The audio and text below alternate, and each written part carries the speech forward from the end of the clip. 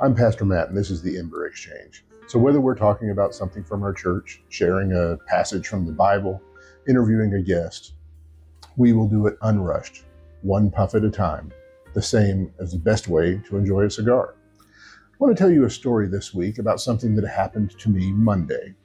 I was visiting with a friend of mine. His name is Rodney. But I was visiting with my friend, and we started talking about Christianity and faith and living the life of a Christian. And he said something that really struck me. I think he said it better than I ever have, and so I would just like to share what he told me with you.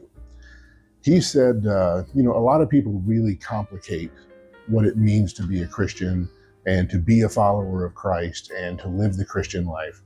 And it's just not that tricky. It's hard, but it's not confusing. And if it's confusing, it's because you're complicating it. And that was just how he said it. And we spent some time talking about that and exploring why we feel that to be true and why it rang so true with me. And I want to share with you just a couple of things to illustrate that point, because I think it's really telling. We talked about how that Jesus only gave us 2 commandments to follow. And while there could have been a million rules, he only gave us 2. And those 2, of course, are illustrated in Matthew chapter 22, I believe.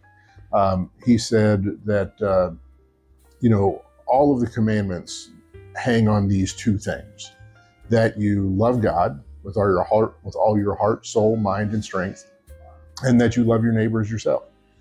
And that encompasses everything. And we thought about that, and because that is about the condition of our hearts and what we're thinking about and what we're valuing. And are we valuing God in our lives and trying to do God's will? And are we valuing people in our lives and trying to serve them the best that we can? And if we are trying to do the best we can for God and trying to do the best we can for the people around us, that kind of covers it all.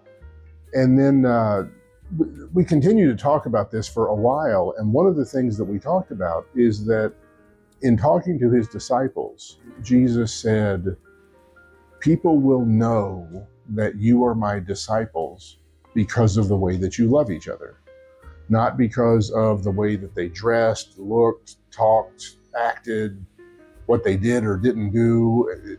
It was just about how that they loved each other." And I think that's really telling when Jesus is speaking to his own followers and he says, "They will know you are my followers because of the way you love each other, because of the way that you treat each other."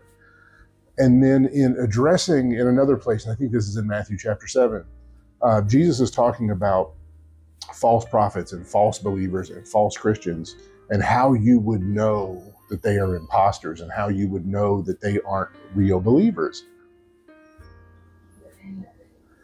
And what he said is that a fruit tree, can't bring forth something that's not its type. An apple tree will only bear apples, and a fig tree won't bear grapes, sort of thing. And he says, you will know them by their fruits. You'll know someone is not a true Christian, not because of the things that they say or the way that they look or the way that they act or the way that they portray themselves. You will know because of what they do. Are they acting out of love of God and love of their neighbor? And it just becomes that simple.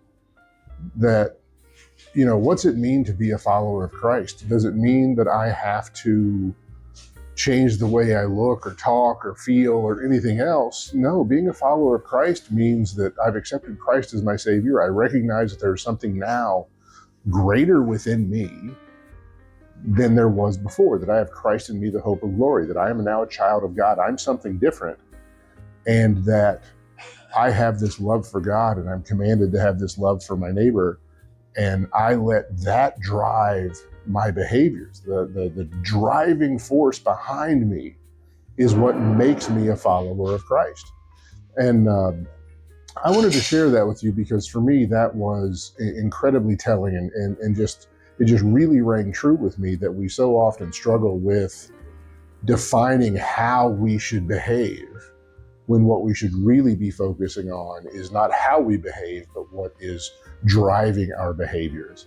And if we can move ourselves into a position where we're driven by love of God and love of our neighbor, that will care for everything. And so that is what I wanted to share with you today. I hope that was as meaningful to you as it was to me, because it really spoke to me. So until next time, keep your fire burning, keep your cigar lit, and make sure you send us your burning questions.